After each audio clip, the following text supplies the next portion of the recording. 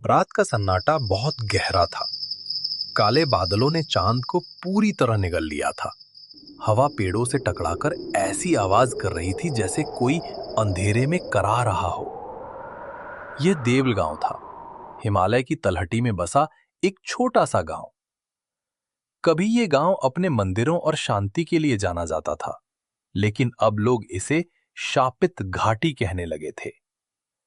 पिछले 1 महीने से गांव में हर हफ्ते किसी न किसी की रक्तहीन लाश मिलती थी। जानवर, इंसान, यहां तक कि बच्चे भी गायब हो रहे थे। लोग कहते थे, शमशान के उस पार कोई पिशाच जाग गया है। गांव के पुजारी हरिदास जी ने सभा बुलाई।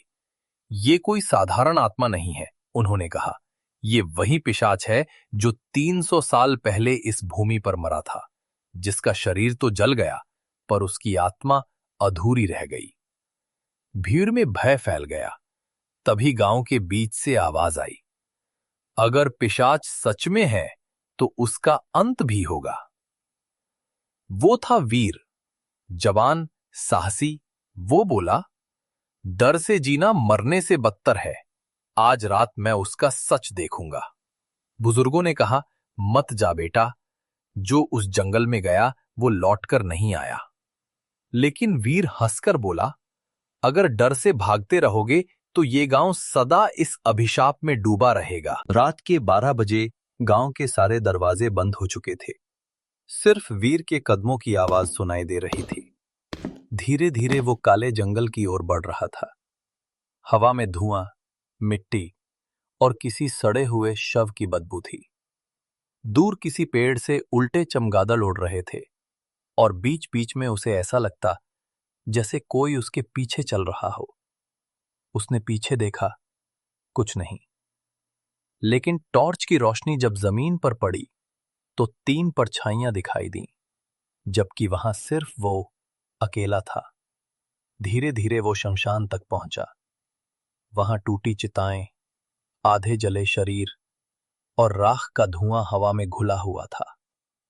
मंदिर की घंटी बिना हवा के अपने आप हिल रही थी और तभी उसे सुनाई दिया, तू बहुत देर से आया। वो आवाज जमीन के भीतर से आ रही थी। राख हिलने लगी और उसी से कोई काला आकृति उठी। वो आधा मानव आधा जानवर लग रहा था। चेहरे पर सड़ती चमड़ी, आंखें लाल जैसे जलते अंगारे। तू इंसान है, ताजा रक्त लेकर आया है। वो गरजा और चारों तरफ हवा ठंडी हो गई। वीर ने तलवार उठाई। पिशाच हंसा, मुझे कोई तलवार नहीं मार सकती। उसने अपनी उंगलियों से जमीन पर लकीर खींची और पूरा जंगल एक पल के लिए जल उठा। वीर के चारों तरफ काले साए घूमने लगे, जैसे अनगिनत आत्माएं हों।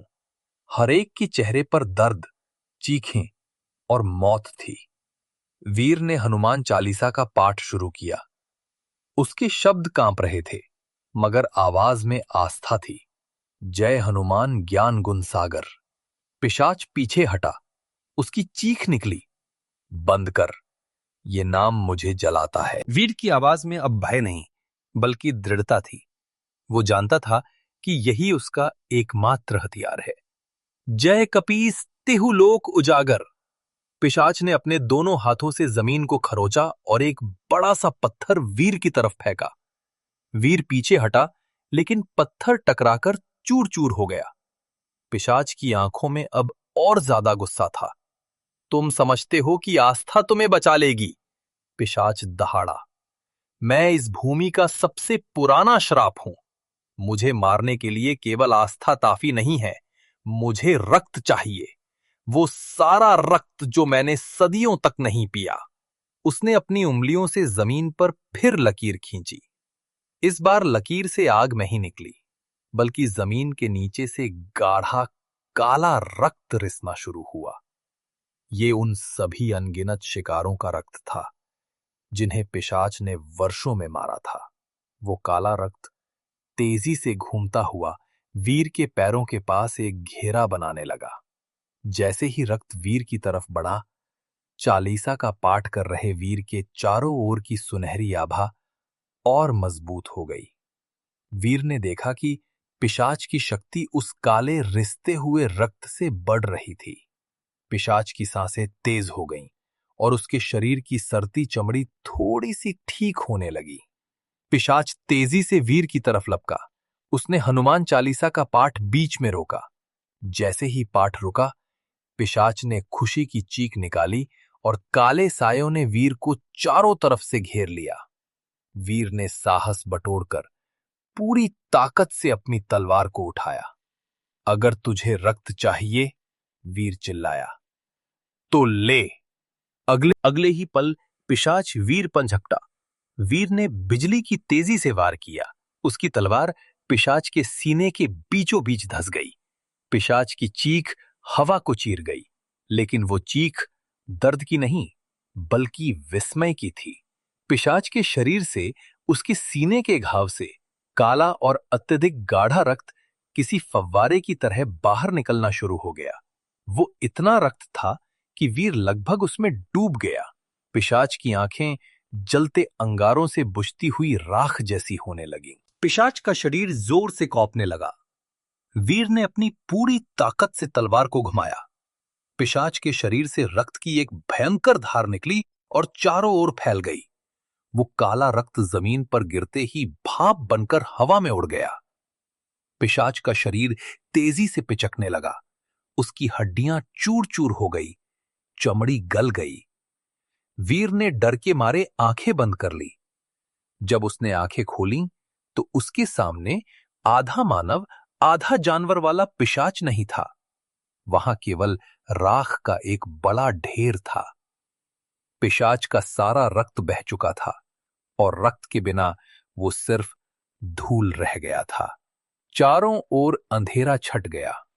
मंदिर की घंटी, जो बिना हवा के हिल रही थी, अब एक धीमी शांत आवाज में बजी। शमशान में शांति छा गई। तभी हरिदास जी और गांव के लोग मशाले लेकर पहुंचे। वीर! हरिदास जी दौड़े और वीर को गले लगा लिया। गांव वालों ने सामने देखा, वीर रक्त से सना हुआ खड़ा था और उसके सामने पिशाच की राख का ढेर। देवल गांव का शाप समाप्त हो चुका था।